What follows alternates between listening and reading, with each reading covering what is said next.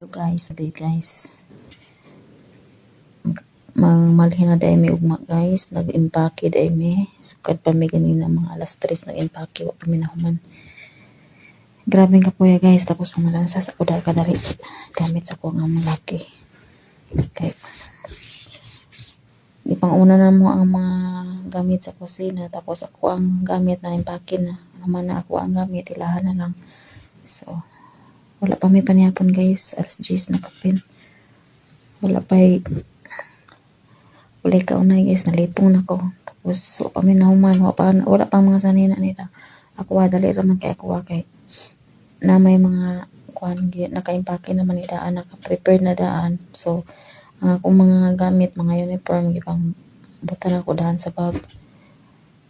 Dili siya pwede picturean guys, bawal man kung mag kuan guys, kung pwede pa lang yun ako ipakita sa inyo na sa mga tubangan ang mga akong gipang impake. Tapos kusina, mga kinarton, mga kagamitan sa kusina, wa pa jud ginahuman gani kana kulang ang karton. So nilakaw ako ang amo, marag naghatod to una-una sa uban ugma magkuan na dakong truck kay kulang jud kayo ang kuan, dili makasya ganina kay minidam lang ang gidala, kulang. So ugma dakong truck may dalahon nya busy pa man gud kay ang kuan gud murag napa sila kanang napay trabaho pud lain tong driver. So ugma na gyud, wala pa may kaon guys. Akong tiyan ang sige nagtingog kanina pa may dili lang kay ako lang gitabangan ko sa akong amo, nagtinabangan may diri kay ako lang man isa.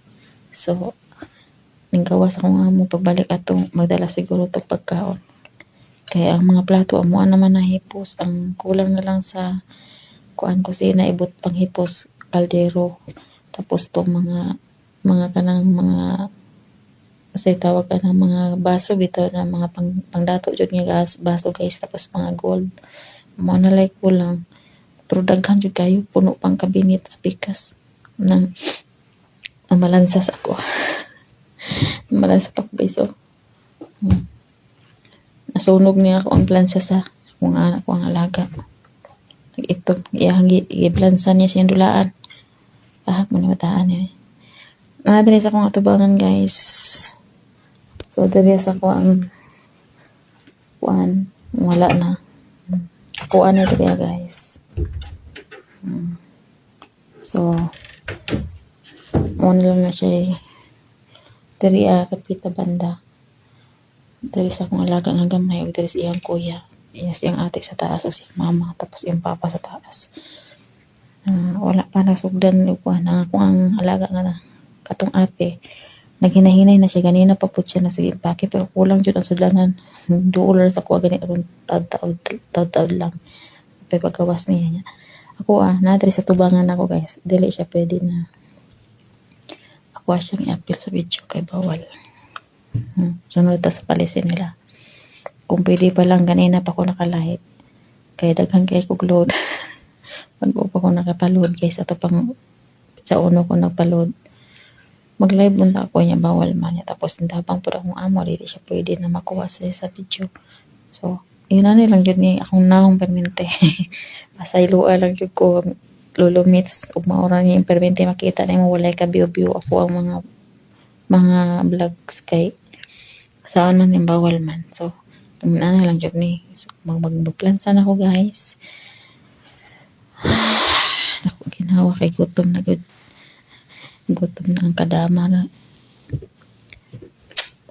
labantaan niya. Tapos pag abot pa dyan dito mag-arin sa pukuan niya dito wala ko ikauban sa bagay ginatabangan ng puko nila, dili lang ko lang lagi napasagdan